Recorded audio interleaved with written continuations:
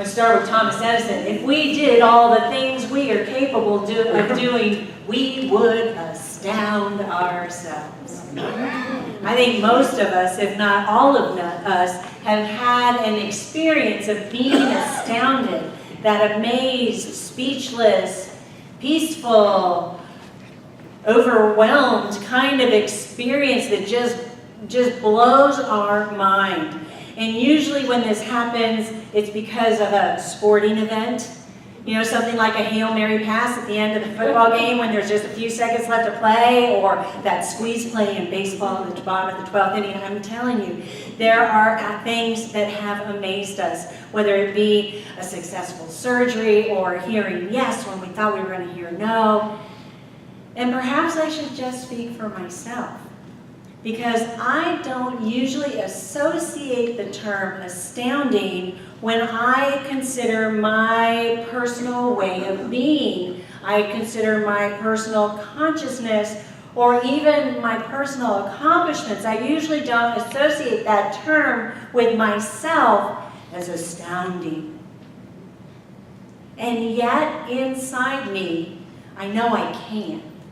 I know I can, because I know with God all things are possible. I know I can open my capacity for goodness to become astounding, because I know on some level that there is a seed of perfection in me. There is a seed of wholeness. There's a seed of infinite potential. And I venture to say that all of us, well, in my belief system, in the Unity belief system, all of us have that seed of perfection and wholeness within us, that power within us. It reminds me of the story of these archaeologists who, a number of years ago, found on a dig, they found a seed, they took it back to the lab, they analyzed it, and they determined that this seed was over 1,000 years old. And they put it in a little dish, and they set it on the side, and one day a lab technician spilled water on the seed, and the seed began to swell. So these archaeologists now, they're pretty curious, so they put the seed in some soil, they water it some more, they nurture it with sunlight, and surprise, surprise, that seed started to grow. It actually bloomed and turned into a full-blown plant. So for a millennium, the potential for life was in that seed. That seed had all the essential parts of greatness in it. It was just waiting for the water and the sunlight and the soil.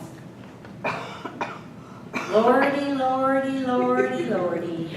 How many times have we felt like that 1,000-year-old seed? I'm waiting. I'm in the desert. I am parched. I know that I have all the essential faculties that I'm supposed to have. I know that I've had all the wisdom. I know that I have all the faith. I know that I have all the imagination. I know that I have all the love. It's like I know that, but I'm like that millennium-old seed waiting to be nurtured. And who are we waiting for? Ourselves. Okay, fine, ourselves. Okay, fine, ourselves. I mean, Jesus taught this 2,000 years ago. He taught us, he says, I have this within me, and you have it within you too. In John 14:12, he said, these things I do, but you shall do even greater. So the entire month of May, starting with Paula last week, we're talking about the consciousness of success and building that consciousness of success, what it takes to be clear and direct, what it takes to be nurturing and strong. What do we need to do in order to build that consciousness of success? Because it does require our participation. It reminds me of the story of the salesman and the farmer, and the salesman was going out across the countryside, and he came across this glorious farm. Absolutely glorious. And it was at the end of the day, and he noticed that the farmer was sitting on the front porch of his home in his rocking chair, and he went up to the farmer, and there the farmer was with the straw hanging out of his mouth, you know, kind of how farmer guys do. Anyway, he's sitting there, and the salesman says, you have a magnificent farm. I have never seen a more magnificent farm. God surely has done good work here.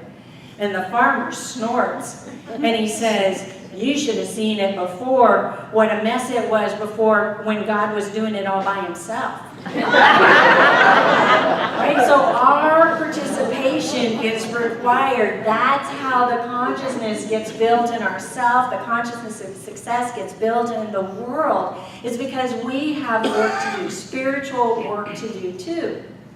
There's an amazing man who's now moved on. He's transitioned. His name was Jim Rohn.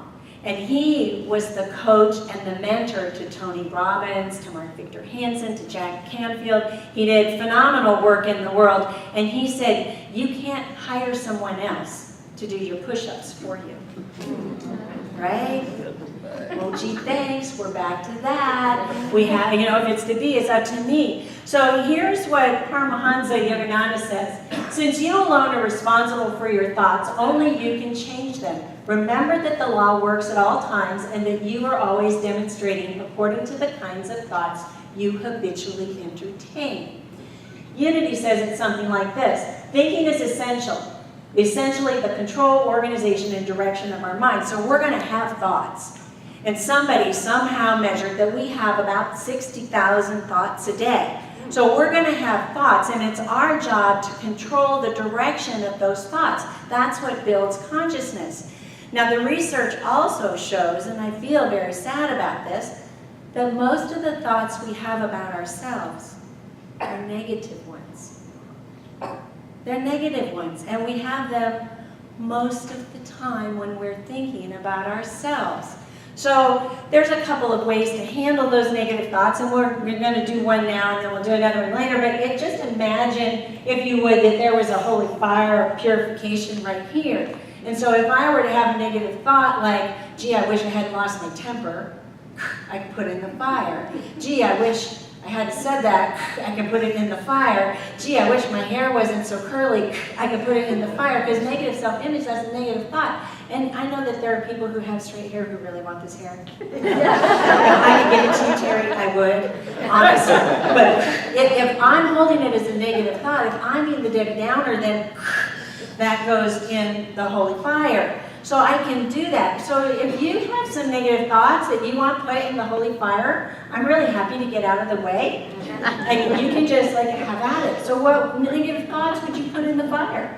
60,000. About 60,000. That's just today. Because in the last week, think about it, bajillions. So what negative thoughts do you want to throw in? I got out of the way. So you're not going to hurt me. Fear. Too fat. I'm too fat. Oh, yeah, that was definitely not too fat. Why did I do it? Why didn't I do that? I'm afraid. So we have these thoughts, and there's ways that we can be mindful, because it truly is our consciousness, our success consciousness, that's going to guide us to demonstrating our magnificence, that's going to guide us and direct us to being that glorious farm, from the seeds of thought that are inside us to this glorious magnificence. It's our vigilance over our thoughts that's going to take us there. There are 3 steps, I think, that are really handy, and now we'll start at the beginning. The first one is, step 1, become aware of the thoughts. It is actually, we are habitually thinking negative thoughts. We're in some kind of autopilot. So here's what we can do. We can become aware of our thoughts. Take a notebook around for 2 or 3 days, or use that app on your phone for 2 or 3 days, or even more fun, hire somebody to follow you around, and every time you say a negative thought, you give them $1, and then make it a deal that at the end of the 2 or 3 days, you can go out to have a really nice meal. But the point is to become aware of the negative thoughts when they come up. And when you utter them, you're like, oh, I forgot all about that. I thought I was healed from having curly hair, Trauma. I mean, it's like I forget. And it's just becoming aware of them so we can neutralize them. Neutralizing them is step 2. And I'll give you a word of caution, because I'm naturally emotive, and I like sound effects, and I also like sound gestures. I invite you not to use the sound effects or or the hand gestures when you are in discussion with your spouse, or discussion with your landlady, or discussion with your boss. Just be really mindful that there's a time and a place, and there's like a super secret inside way to do it.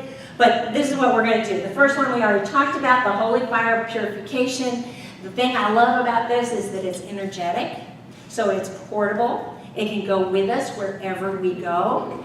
I like to pick out a spot on the floor, so we're going to try this on. So pick a spot on the floor, preferably not where anybody is, but just pick a thought and then have that be your fire, holy fire of purification. And think of a negative thought. I know we didn't share a lot, so you have more. You can just pick one of those and go, see? Okay, find your spot on the floor. Are you trying it? It's amazing. If you think you've dumped about 60,000 of those or 40,000 of those in the day, no problem. Just give it an amen. Give it an amen, because the amen will purify and cleanse and remove any entanglement. In the Hindu tradition, we would say om, like om. But om and amen, they're the same thing. Now, the second one requires a hand gesture. And it's really because thoughts come to us, just like experiences come to us. And sometimes thoughts come to us through other people, what they say. But thoughts come to us, and then we can say, thank you for sharing. Sharing is caring. Carry on. Thank you for sharing. Sharing is caring. Carry on. So bring that negative thought, oh gosh, there it comes. Thank you for sharing together. Sharing is caring. Carry on. It sounds silly, but it works. It really works, because we've got to make some kind of shift in order to come home to our astoundingness. To come home to that seed of perfection. And then step 3 is replace them. Replace them with a positive thought, replace them with a positive statement, replace them with a positive affirmation that reflects the truth of who you are, that reflects the beauty of you. So repeat after me. I am holy light. I am holy light. I am perfect health. I am perfect health. I am strength and love. I am strength and love. I am beautiful. I am beautiful. I am one with God. I am one with God. And so it is. Amy's going to sing us into meditation. We're going to be invited into this replacement truth.